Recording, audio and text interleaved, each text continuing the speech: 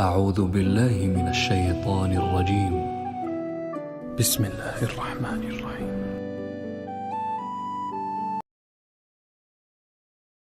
اب اللہ قیامت کی کچھ ہولناکیاں ذکر کر رہے ہیں کہ قیامت کا دن ایسا دن ہے کہ عام آدمی تو دور کی بات، پیغمبروں سے بھی حساب لیا جائے گا، ان سے بھی پوچھا جائے گا کہ آپ نے ذمہ داری پوری کی یا نہیں کی۔ تو یہ سورہ مائدہ کے آخری رکوع چل رہے ہیں، یعنی آخر چل رہا ہے، تو اس میں قیامت کی ان ہولناکیوں پر کو بیان کر کے سورہ مائدہ کو ختم کیا جا رہا ہے، اور پیغمبروں میں سے حضرت عیسیٰ ابن مریم کا تذکرہ کیا جا رہا ہے، چونکہ سورہ مائدہ میں اہل کتاب سے بھی بہت خطاب ہے۔ تو اللہ نے اس میں دو باتیں گویا ثابت کی ہیں کہ جب پیغمبروں سے حساب لیا جائے گا تو ایک عام آدمی اپنے آپ کو کہاں سمجھتا ہے کہ وہ کس مقام پہ کھڑا ہے، اور اس کو اللہ کیسے چھوڑ دیں گے۔ دوسری بات کہ اللہ تعالیٰ پیغمبروں کو جنہوں نے پیغمبروں کو اللہ کے ساتھ شریک کیا، تو پیغمبر خود برات کا اعلان کریں گے، اور پیغمبر سے اللہ پوچھے گا قیامت کے دن کہ بتاؤ کیا آپ نے ان لوگوں کو شرک کے راستے پہ ڈالا تھا۔ اور خاص طور پر حضرت عیسیٰ علیہ السلام کا تذکرہ کیا گیا تاکہ عیسائیوں کو خاص طور پہ خطاب کیا جا سکے، کیونکہ سورہ مائدہ میں عیسائیوں سے جگہ جگہ خطاب آیا ہے کہ ایک خدا کے وجود پر ایمان لے کر آؤ، حضرت عیسیٰ کو اللہ کا بیٹا نہ کہو۔ تو یہ دونوں مضمون ان آخری دو رکوع میں اللہ نے ذکر کیے ہیں۔ تو یہ سیکنڈ لاسٹ رکوع ہے سورہ مائدہ کا۔ اس میں حضرت عیسیٰ علیہ السلام پر اللہ نے جو نعمتیں دی ان کو، اور ان نعمتوں کے بارے میں پھر اللہ حضرت عیسیٰ ابن مریم سے جو کچھ پوچھے گا اس کا تذکرہ ہے۔ اللہ فرماتے ہیں یوم یجمع اللہ الرسل، جس دن اللہ پیغمبروں سے کو جمع کرے گا، فیقول، اللہ ان سے پوچھے گا ماذا اجبتم، بتاؤ تمہاری امتوں نے تمہیں کیا جواب دیا تھا۔ پیغمبروں سے ان کی امتوں کے بارے میں بھی سوال ہوگا، اور خود پیغمبروں سے ان پیغمبروں کی دعوت کے بارے میں بھی سوال ہوگا۔ قالوا لا علم لنا، وہ کہیں گے اللہ ہمیں بالکل بھی علم نہیں ہے۔ تو بالکل بھی علم نہ ہونے کا مطلب کیا ہے؟ دو مفہوم بیان کیے گئے اس کے۔ ایک تو یہ کہ اللہ کی جلالت اور اللہ کی جلال اس وقت ایسا ہوگا کہ نفسی کا عالم ہوگا، کہ ہر شخص کہے گا مجھے میری فکر ہے۔ تو یہ اللہ جب پیغمبروں سے پوچھے گا تو اللہ کے جلال کی وجہ سے اس قدر پیغمبروں پر روب ہوگا کہ وہ سب کچھ بھول جائیں گے۔ انہیں بھی اپنی فکر ہوگی کہ ہمارے امتیوں نے کیا جواب دیا کیا نہیں دیا، ہمیں کچھ بھی یاد نہیں ہے، ہم سے تو اللہ تو ہمارے بارے میں پوچھ، ہماری بخشش ہوگی کہ نہیں ہوگی۔ تو ایک تفسیر تو یہ کی گئی ہے۔ اور جب تھوڑی انسیت پیدا ہو جائے گی پھر پیغمبر اپنی قوم کے خلاف گواہی دیں گے، قوم کے حق میں بھی اور قوم کے خلاف میں بھی، جیسے کہ دوسرے مقام پر آتا ہے پیغمبر بتائیں گے اللہ ہم نے ان کو پیغام پہنچایا تھا، اور انہوں نے، جیسے کہ اگلے رکوع میں آ رہا ہے کہ عیسیٰ علیہ السلام کہیں گے کہ جب تک میں ان کے درمیان موجود تھا اللہ میں ان پر گواہ تھا، میں ان کے اعمال کو دیکھ رہا تھا، جب تو نے مجھے اٹھا لیا پھر انہوں نے میری تعلیمات کو فالو کیا یا نہیں کیا یہ تو بہتر جانتا ہے۔ تو یہ ابتدائی مرحلے میں چونکہ اللہ کا جلال ہوگا، اس کی وجہ سے اللہ کی ایک ہیبت ہوگی، جواب نہیں دے سکیں گے۔ اور دوسرا مفہوم اس آیت کا یہ بیان کیا گیا ہے کہ اے اللہ ہم نے جو پیغمبروں نے یعنی ہم نے جو امتیوں کو دعوت دی تو آگے سے ان کا کیا رسپانس تھا اس کی پوری حقیقت تو ہی جانتا ہے۔ ہم تو ان کے ظاہری دعوے کو جانتے ہیں، کچھ لوگ ایمان لے آئے تھے، کچھ لوگوں نے انکار کیا تھا، لیکن دل سے کس نے کیا جواب دیا اس کی پوری حقیقت تو ہی جانتا ہے۔ لہذا کون ان میں جنت میں جائے گا کون جہنم میں جائے گا اس کی پوری حقیقت تو ہی جانتا ہے۔ تو لا علم لنا کا مطلب یہ کہ ان کے جواب میں کس قدر اخلاص تھا یہ ہم نہیں جانتے۔ تو لا علم لنا حقیقی ان کا رسپانس کیا تھا اس کے بارے میں ہمیں کچھ بھی علم نہیں ہے۔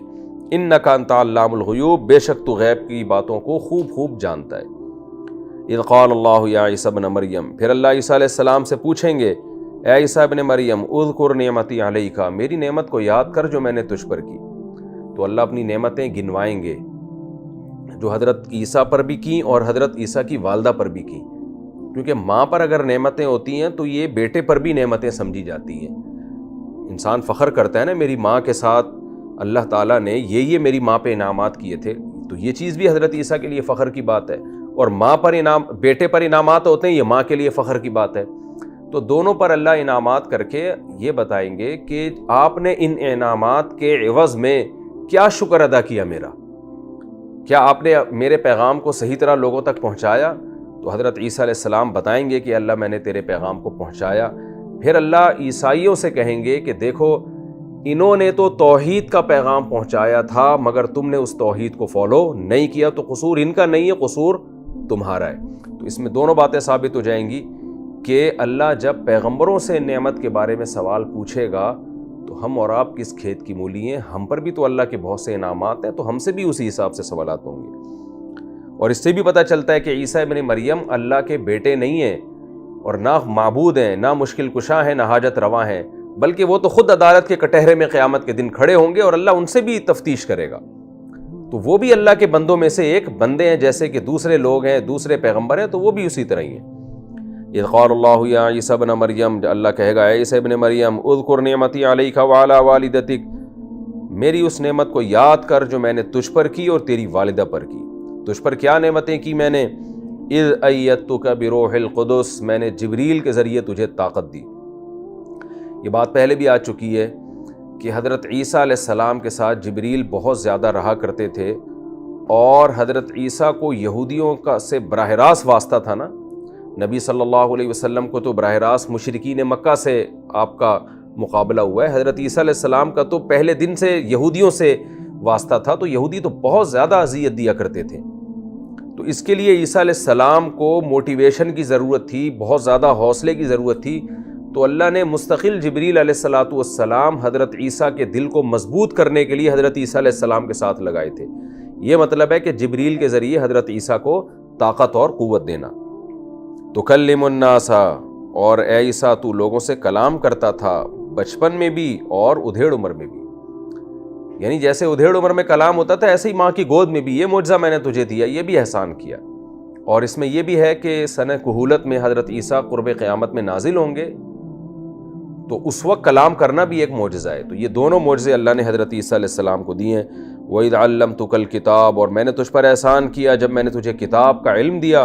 والحکمہ، حکمت کہتے ہیں سمجھداری کی باتوں کو۔ دنیا میں دو طرح کے لوگ ہوتے ہیں، ایک ظاہر پرست ہوتے ہیں، سینس لیس لوگ ہوتے ہیں، جب بات کریں گے آدمی کہے گا کہ بھائی یہ خاموش رہتا تو اچھا تھا، الٹی باتیں کریں گے، ان میں عقل نہیں ہے، ان میں چیزوں کو اینالائز کرنے کی صلاحیت نہیں ہے۔ تو حکمت کہتے ہیں کہ یہ حکم سے نکلا ہے نا، فیصلہ کرنے کی صلاحیت، یعنی مشکل مواقع میں آپ میں ڈیسیجن پاور ہو، آپ یہ فیصلہ کر سکیں کہ صحیح کیا ہے اور غلط کیا ہے۔ اگر یعنی حکمت کی ہم تعریف کریں نا آسان لفظوں میں، تو یہ تعریف ہے جو میں کر رہا ہوں کہ حق اور باطل میں فرق کی صلاحیت پیدا ہو جائے۔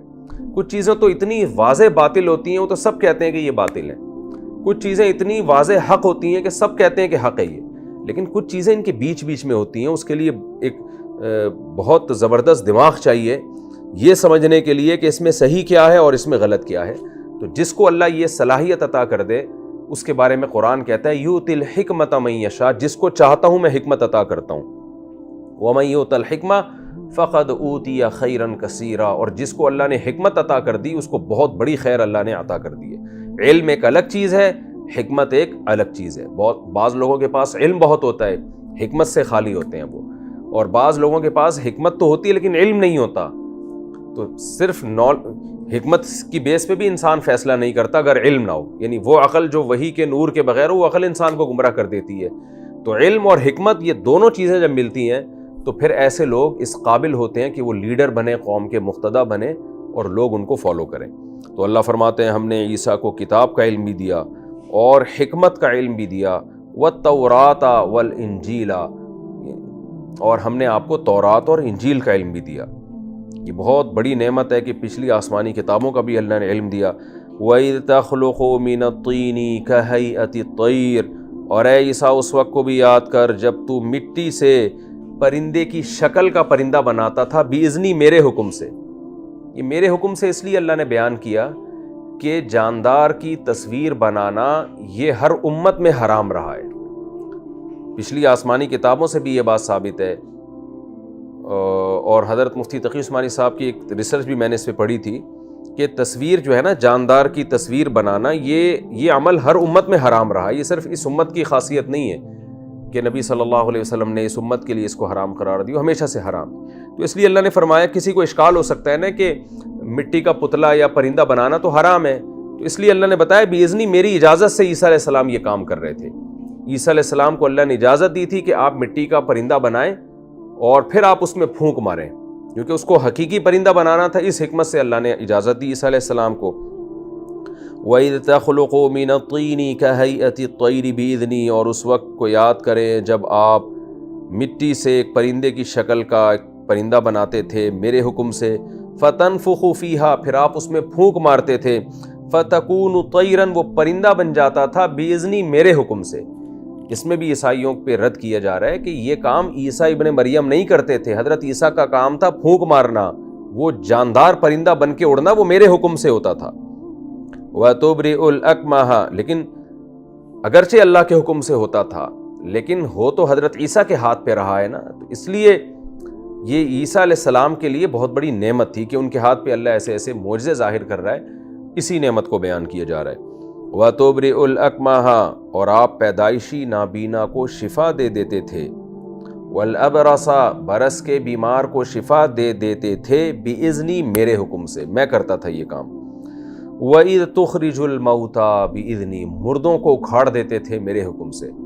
حضرت عیسیٰ مردے کو کہتے تھے قم بِإِذْنِ اللَّہ، کھڑا ہو جا اللہ کے حکم سے، وہ زندہ ہو کے کھڑا ہو جایا کرتا تھا۔ وَإِذْ كَفَفْتُ بَنِي إِسْرَائِيلَ عَنْكَ، ایک معجزہ آپ کا یہ بھی تھا کہ یہودی اتنے طاقتور، اتنے شرارتی، کتنے پیغمبروں کو قتل کر چکے تھے، لیکن میں نے بنی اسرائیل، یعنی بنی اسرائیل میں وہ جو یہودی تھے وہ مراد ہیں جو کافر تھے، جو حضرت عیسیٰ پہ ایمان نہیں لائے تھے، ظاہر ہے انہوں نے نقصان پہنچانے کی کوشش کی، تو میں نے ان کو آپ سے روک لیا۔ مختلف جگہوں پہ اللہ نے معجزاتی طور پر مدد کی، اور بالآخر حضرت عیسیٰ کو آسمان پہ اٹھا کے بھی یہودیوں سے بچا لیا، تو یہ بھی ایک حضرت عیسیٰ پہ اللہ کی ایک نعمت تھی۔ وَإِذْ كَفَفْتُ بَنِي إِسْرَائِيلَ عَنْكَ، اور جب میں نے بنی اسرائیل کو آپ سے روک لیا، اِذْ جِئْتَهُم بِالْبَيِّنَاتِ، جب آپ ان کے پاس واضح دلائل لے کر آئے تھے، اس کے باوجود وہ شرارتی آپ کے خلاف شرارت کر رہے تھے۔ فَقَالَ الَّذِينَ كَفَرُوا مِنْهُمْ، اور ان کافروں نے پھر ان دلائل کو دیکھ کے کیا کہا تھا، إِنْ هَذَا إِلَّا سِحْرٌ مُبِينٌ، یہ تو کھلا ہوا جادو ہے۔ تو ایسے نالائق تھے کہ اتنی واضح دلائل دیکھ کے اس کو کہتے تھے کہ یہ کھلا ہوا جادو ہے۔ دیکھیں جادوگر بھی شعبدے دکھاتا ہے لیکن وہ نظر کا دھوکہ ہوتے ہیں، ان میں حقیقت چینج نہیں ہوتی۔ دوسری بات یہ کہ جادوگر کبھی بھی نیک راستے کی طرف لوگوں کو نہیں بلاتا، جادوگر تو گندے عملیات کرتے ہیں، گندگیوں میں بیٹھتے ہیں، جبکہ پیغمبروں کی تعلیمات انتہائی پاکیزہ ہوتی ہیں۔ وہ جادوگروں کی تعلیمات کے بالکل اگینسٹ، پیغمبروں کی شخصیت جادوگروں کی شخصیت کے بالکل اگینسٹ۔ جادوگر لالچی ہوتے ہیں، پیغمبر لالچی نہیں ہوتے، جواد اور کریم ہوتے ہیں۔ تو یہ تمام باتیں ایسی تھیں جو واضح طور پر یہودیوں کو بتا رہی تھیں کہ حضرت عیسیٰ جو کچھ کر رہے ہیں یہ جادو نہیں ہے، کیونکہ جادوگروں کو تو تم جانتے ہو کیا ان کا حلیہ ہوتا ہے اور کیا ان کی حرکتیں ہوتی ہیں۔ وَإِذْ أَوْحَيْتُ إِلَى الْحَوَارِيِّينَ، اور جب میں نے حواریین کو وحی کی، یعنی ایک انعام تو یہ کہ دشمنوں کے شر سے بچایا، اور ایک انعام یہ کہ بہت سے لوگوں کو اللہ نے آپ پر ایمان لانے کی توفیق بھی دی۔ جب میں نے حواریین کو وحی کی، یہاں وحی سے مراد الہام ہے۔ ایک وحی تو وہ ہوتی ہے جو جبریل کے ذریعے پیغمبروں کو ہوتی ہے، وہ تو پیغمبر ہی کو ہوتی ہے۔ ایک ہوتی ہے الہام کے معنی میں کہ اللہ کی طرف سے الہام ہوتا ہے، تو اللہ نے الہام کیا حواریوں کو کہ کیا آمنو بی و بی رسولی، کہ تم میرے اوپر اور میرے رسولوں پر ایمان لے آؤ، یعنی اللہ نے ان کو ایمان لانے کی توفیق دی۔ تو یہ توفیق بھی اللہ کا انعام حضرت عیسیٰ پر تھا، کیونکہ لوگ ایمان لائیں گے تو حضرت عیسیٰ کو بھی اس سے فائدہ ہوا۔ قالوا آمنا، وہ کہنے لگے ہم ایمان لے آئے، واشہد باننا مسلمون، اور اللہ تو گواہ رہے کہ ہم تیرے فرمانبردار ہیں، ہم ایمان لانے والوں میں سے۔ اذ قال الحواریون، ایک اور اللہ نے انعام کیا حضرت عیسیٰ پر کہ جو آپ کے ایمان لانے والے لوگ تھے انہوں نے ایک عجیب بےہودہ سا مطالبہ کیا، اور اللہ نے اس مطالبے کو بھی پورا کرنے کا وعدہ کیا۔ وہ مطالبہ کیا تھا؟ حواریین نے کہا یا عیسیٰ بن مریم، اے عیسیٰ بن مریم، هل يستطيع ربك ان ينزل علينا مائدة من السماء، کیا تیرا رب اس کی طاقت رکھتا ہے کہ آسمان سے ہمارے اوپر ایک دسترخوان نازل کر دے، یعنی کھانے کا دسترخوان۔ یہاں ایک اشکال ہوتا ہے کہ یہ تو کفریہ جملہ ہے اللہ کے بارے میں یہ کہنا کہ کیا اللہ کو اس کی طاقت ہے؟ ظاہر ہے اللہ کو تو ہر چیز کی طاقت ہے، تو یہ عجیب اسٹائل میں عجیب انداز سے کہہ رہے ہیں کہ اللہ اس کی طاقت رکھتا ہے، آپ کا رب اس کی طاقت رکھتا ہے کہ آسمان سے دسترخوان اتار دے۔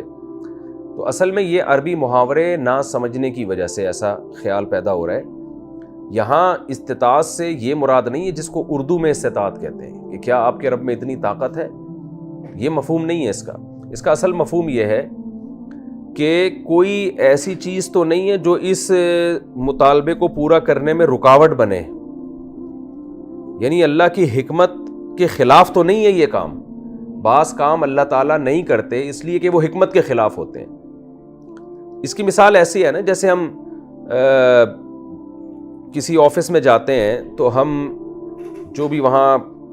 روم میں بیٹھا ہوا آدمی، ہم اس سے کہتے ہیں مے آئی کمنگ، یا کین آئی کم، کوڈ آئی کم، کیا میں آ سکتا ہوں؟ تو کیا مطلب، کیا مجھ میں آنے کی طاقت ہے؟ تو ظاہر ہے طاقت تو ہے آنے کی. مطلب یہ کہ میں آ تو سکتا ہوں، لیکن کیا کوئی ایسی چیز تو نہیں جو میرے آنے سے رکاوٹ بن رہی ہو؟ آپ کی پرائیویسی میں کہیں میں دخل اندازی تو نہیں دے رہا، یا آپ نے کسی اور کو ٹائم تو نہیں دیا ہوا، یا آپ کا ایسا تو نہیں ہے کہ موڈ ہی نہیں ہے کسی سے بات کرنے کا. تو ایسے موقع پہ الفاظ تو یہ استعمال کیے جاتے ہیں کہ کیا میں آ سکتا ہوں، کیا مجھ میں آنے کی طاقت ہے، لیکن اس کا یہ مفہوم نہیں ہوتا کہ طاقت ہے یا نہیں ہے. مطلب یہ ہوتا ہے کہ کیا یہ وقت آپ سے ملاقات کے لیے سوٹیبل ہے یا نہیں ہے. تو یہاں بھی لفظی ترجمہ تو یہ ہے کہ اے عیسیٰ، کیا تیرا رب اس کی طاقت رکھتا ہے کہ آسمان سے دسترخوان اتارے؟ لیکن حقیقی مفہوم اس آیت کا یہ نہیں ہے، بلکہ یہ ایسے ہی ہے جیسے ہم کہتے ہیں مے آئی کمنگ جیسے الفاظ ہم استعمال کرتے ہیں، یا ہم کسی سے اردو میں اجازت لے رہے ہوتے ہیں کیا میں یہ کام کر سکتا ہوں. تو یہ بالکل اسی طرح کا ایک محاورہ ہے. تو مطلب کیا ہوا کہ اب اس کا صحیح مفہوم کیا ہوگا آیت کا، کہ حواریین نے کہا کہ اے عیسیٰ ابن مریم، کیا آپ کا رب، اس رب کے لیے یہ مناسب ہے کہ وہ آسمان سے ہمارے لیے دسترخوان اتار دے، اور ہماری اس درخواست کو پورا کرنے میں اللہ کے علم میں کوئی ایسی حکمت تو نہیں ہے جو اس دعا کو پورا کرنے میں رکاوٹ بن رہی ہو؟ کیا یہ ہمارے لیے پاسبل ہے، یا آپ کے رب کے لیے فی الحال یہ مناسب ہے کہ وہ ہماری اس دعا کو قبول کرے؟ تو یہ اس آیت کا مفہوم ہوگا. ورنہ وہ جانتے تھے کہ اللہ کو تو ہر چیز کی طاقت ہے، اگر وہ یہ ایمان ہی نہ ہوتا طاقت کا تو وہ تو کافر ہو جاتے. اس کے جواب میں حضرت عیسیٰ علیہ السلام نے فرمایا اتقوا اللہ، اللہ سے ڈرو، ان کنتم مومنین، اگر تم مومن ہو. کیا مطلب؟ یہ تو تم عجیب بیہودہ مطالبہ کر رہے ہو. تم نے میرے اتنے سارے معجزے دیکھ لیے، مردوں کو زندہ ہوتے ہوئے دیکھ لیا، تم کہہ رہے ہو کہ اللہ کے لیے مناسب ہے کہ آسمان سے دسترخوان اتارے. یعنی ہم چاہتے ہیں کہ اگر کوئی رکاوٹ نہ ہو، کوئی چیز مانع نہ ہو، تو اللہ ہمیں دکھا دے آسمان سے ایک دسترخوان، ہم کھا لیں گے بیٹھ کے، اللہ کی طرف سے ڈائریکٹ ہماری مہمان نوازی ہو جائے گی. تو مطالبہ تو بہرحال بیہودہ ہے. اس لیے یعنی بے موقع معجزے طلب کرنا یہ تو ایک ضد اور ہٹ دھرمی کی بات ہے نا. اس لیے حضرت عیسیٰ علیہ السلام کو ڈر ہوا کہ یہ کیسی باتیں کر رہے ہیں. اس لیے حضرت عیسیٰ علیہ السلام نے فرمایا اتقوا اللہ، اللہ سے ڈرو، ان کنتم مومنین، اگر تم مومن ہو، جیسے کہ تمہارا دعویٰ ہے کہ تم مومن ہو. تو جواب میں کہنے لگے بھائی یہ بیہودہ مطالبہ نہیں ہے، بلکہ اس کی بہت ساری حکمتیں ہیں. وہ حکمتیں ہم آپ کے سامنے بیان کرتے ہیں. وہ حکمتیں کیا ہیں؟ قالوا نريد ان ناكل منها، ہم یہ چاہتے ہیں ہم اس دسترخوان سے کھائیں. تو ڈائریکٹ اللہ کی طرف سے دیکھیں مطالبہ تو بیہودہ ہی تھا، لیکن اب کہتے ہیں نا ایک غلط بات، جب انسان ایک غلط بات کرتا ہے نا تو اس غلط کو صحیح قرار دینے کے لیے 10 مزید غلط باتیں کرنی پڑتی ہیں. تو وہ یہی کہنے لگے کہ ہم نريد ان ناكل منها، ہم چاہتے ہیں ہم اس سے کھائیں گے، وتطمئن قلوبنا، ہمارے دلوں میں اور اطمینان پیدا ہو جائے گا کہ آپ سچے نبی ہیں، ونعلم ان قد صدقتنا، ہمیں یقین ہو جائے گا کہ آپ نے ہم سے سچ کہا تھا، نبوت کے دعوے میں آپ سچے تھے، ونکون علیہا من الشاہدین، اور سب سے مزے کی بات یہ ہے کہ ہم اس پر گواہ بن جائیں گے. آئندہ آنے والی نسلوں کو بتایا کریں گے کہ ہم نے آسمان سے دسترخوان اترتے ہوئے دیکھا تھا، تو ہماری نسلوں کو بھی آپ کی نبوت پر اور اللہ کی وحدانیت پہ یقین آ جائے گا. حضرت عیسیٰ علیہ السلام نے جب دیکھا کہ بھئی یہ لوگ تو مطالبے سے پیچھے ہی نہیں ہٹ رہے ہیں، تو مجبور ہو گئے، اللہ سے دعا مانگنے لگے. قال عیسیٰ ابن مریم، عیسیٰ ابن مریم نے کہا اللہم، اے اللہ، ربنا، اے ہمارے رب، انزل علینا مائدۃ من السماء، تو آسمان سے ہمارے اوپر دسترخوان اتار دے، تکون لنا عیدا، جو ہمارے لیے خوشی کا ذریعہ بن جائے، لاولینا وآخرینا، ہمارے پہلوں کے لیے بھی، یعنی جو ابھی موجود ہیں، وآخرینا، اور بعد میں آنے والے لوگوں کے لیے بھی، ان کو پتہ چلے گا جی ایک واقعہ ہوا تھا، وآیۃ منک، اور یہ آپ کی طرف سے ایک نشانی بھی بن جائے، ورزقنا، اور ہمیں رزق دے دیں آپ اس ذریعے سے، وانت خیر الرازقین، آپ بہترین روزی دینے والے ہیں. قال اللہ، اللہ فرماتے ہیں انی منزلها علیکم، ٹھیک ہے میں اس کو تم پر نازل کر رہا ہوں، لیکن ایک بات یاد رکھو، دیکھیں اللہ کا قانون ہے کہ جب بھی کوئی بڑا معجزہ کسی کے مطالبے پر دیا گیا ہے نا، تو پھر آزمایا بھی اتنا سخت گیا ہے. جیسے صالح علیہ السلام کی قوم نے کہا تھا پہاڑ سے اونٹنی نکال دیں، تو صالح علیہ السلام نے کیا کہا کہ ٹھیک ہے اللہ کے حکم سے میں یہ اونٹنی نکال دیتا ہوں، لیکن پھر تمہاری آزمائش بہت سخت ہو جائے گی، کیونکہ ابھی تو غیب پر ایمان ہے، میرے جو دلائل ہیں ان پہ غور کرو، جو معجزے دکھائے گئے ہیں ان پہ غور کرو، یہ معجزے تمہارے مطالبے پہ نہیں لایا میں، یہ اللہ نے دیے، تو ان پہ غور کر کے ایمان لے آؤ، نہیں لاتے تو ابھی بھی تمہیں تھوڑی مہلت مل رہی ہے، سوچنے کا غور کرنے کا موقع مل رہا ہے، لیکن ایسا بےہودہ مطالبہ نہ کہ یہ جو پہاڑ ہے اس سے اونٹنی نکالیں، یہ تو بے تکی سی بات ہے نا، منہ میں جو آیا بول دیا، تو اللہ نکال دے گا نا، پھر اللہ تمہیں مہلت نہیں دے گا، پھر اس اونٹنی کے بھی کچھ آداب ہوں گے، کیونکہ تم نے اپنی آنکھوں سے پہاڑ سے ایک چیز نکلتے ہوئے دیکھی ہے، تو اب یہ اونٹنی اگر جس دن پانی پیے گی، جس دن کھائے گی، کسی اور جانور کو اس کے پانی کی باری میں آنے کی اجازت نہیں ہے، یعنی ظاہر ہے ان جانوروں کے لیے پہلے سے تم اسٹور کر کے رکھ لو، الگ بات ہے، لیکن جس دن یہ دریا پہ گھاٹ پہ پانی پینے آئے گی اس دن کسی اور جانور کو آنے کی اجازت نہیں ہوگی، یہ آزمائش ہے تمہارے لیے،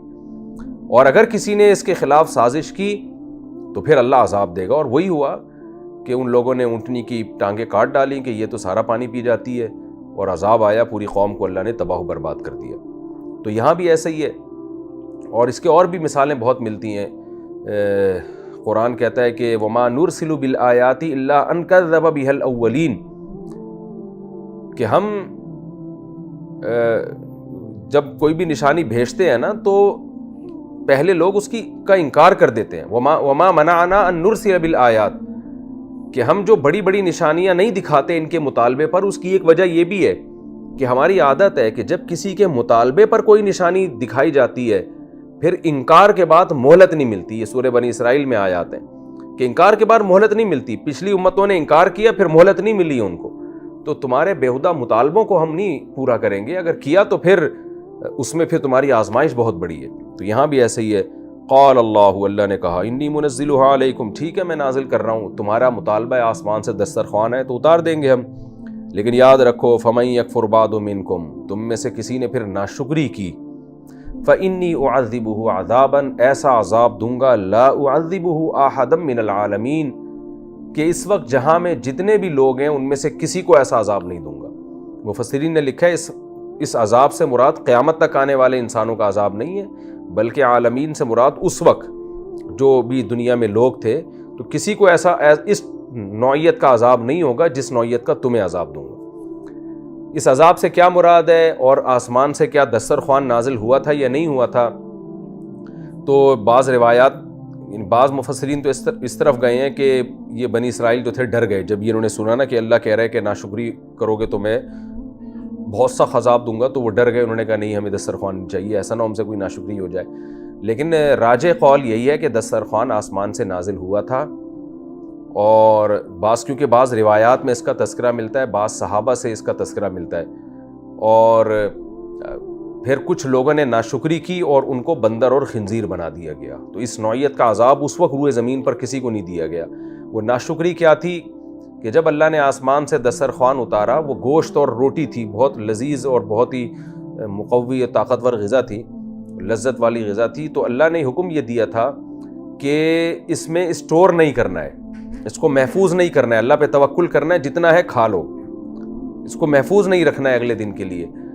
تو ان لوگوں نے ایسا ہی کیا، بعض لوگوں نے، سب نے تو نہیں، بعض لوگوں نے ایسا ہی کیا کہ وہ ڈر گئے کہ اتنا مزیدار چیز ہے اور ایسا نہ ہو کہ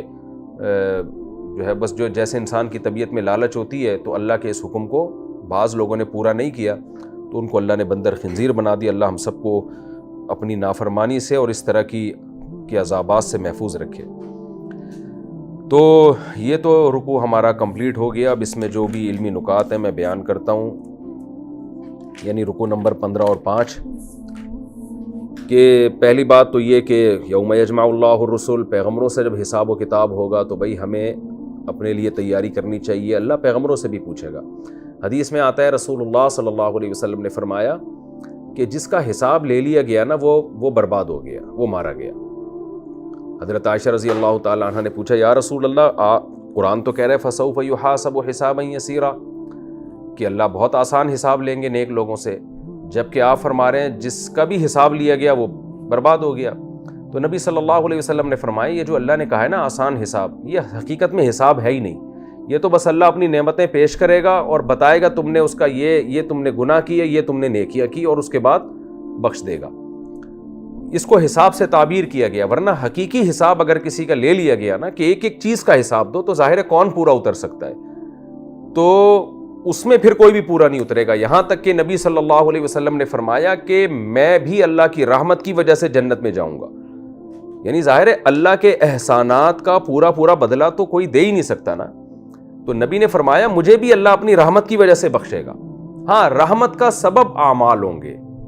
جو نیک اعمال کریں گے، کرنے کی کوشش کریں گے، برائیوں سے بچیں گے، بچنے کی کوشش کریں گے، ہو گئی تو توبہ کر کے اللہ کو منائیں گے، جو اس طرح گرتا پڑتا چلتا رہے گا تو اللہ پھر اس کو اپنی رحمت سے بخش دے گا۔ بالکل اس کی مثال ایسے ہے جیسے آپ کو پتہ ہے ایک طالب علم بڑی محنت کرتا ہے، امتحان کی پوری کوشش کرتا ہے، اتفاق سے وہ نہیں امتحان پاس کر سکا، تو ایگزامینر کیا کر رہا ہوتا ہے کہ وہ اپنی طرف سے گریبی کے نمبر ڈال رہا ہوتا ہے